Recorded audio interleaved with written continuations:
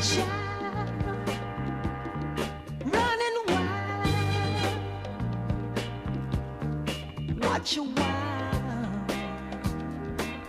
You see, he never smiled. Broken home, father gone, mama tired, so is all alone. J'avais eu la chance de participer au premier dîner de l'Atlantique, déjà avec Nouriel Roubini, en octobre 2009. Donc aujourd'hui, on est 18 mois après. Et c'est intéressant de reprendre un peu le fil de cette conversation pour voir où en sont aujourd'hui l'économie mondiale, l'Europe et puis un peu la France quand même, puisqu'on est à Paris. Well, I think there's a good exchange of conversations. You can also probably meet some people. I mean, namely when you have foreigners coming in, like there was a delegation of Kazakhstan.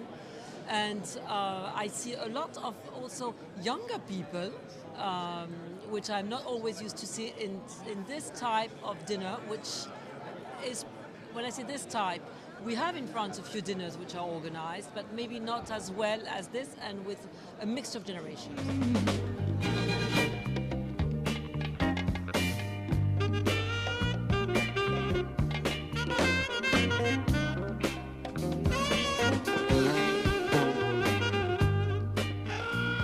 I find them terrific, all of them so far. Been very interesting. They've been very different in tone, mostly, but I found them all very interesting. This is the second time for Roubini. He's always incredibly depressing, but well, hopefully this time he'll be a little bit more optimistic. Shack on the alley back. Control, I'm told, from across the track. Where is the mayor who make all things fair? He lives outside our polluted air. C'est une édition spéciale des Dîners de l'Atlantique, une édition anniversaire, si je puis dire, que nous célébrons ce soir. 6 éditions plus tard, nous continuons de nous pencher sur les grandes problématiques du monde contemporain, toujours dans une perspective résolument internationale et même, j'oserais dire, globale.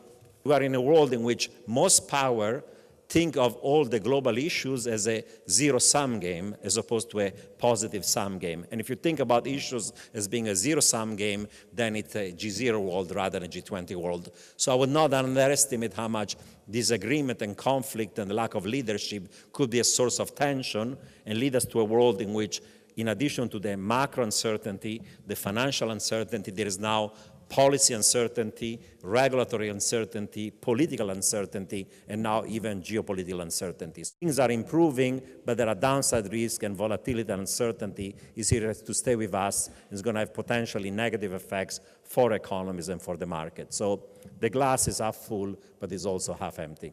Avec le populisme dans nos pays, on voit très bien qu'aujourd'hui, la liberté et le développement ne sont acquis nulle part, et pas plus dans nos pays. Et c'est vrai qu'un certain nombre de pays européens vont droit au sous-développement s'ils continuent sur leur lancée.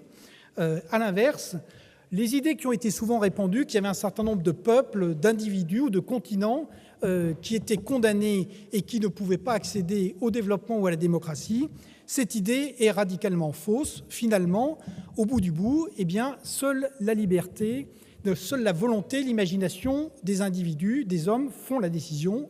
Et c'est très bien comme ça. Et c'est pour ça, et je terminerai par là, qu'il est grand temps que l'Europe et surtout la France se secouent. Merci beaucoup. And I didn't have to be here. You didn't have to love for me.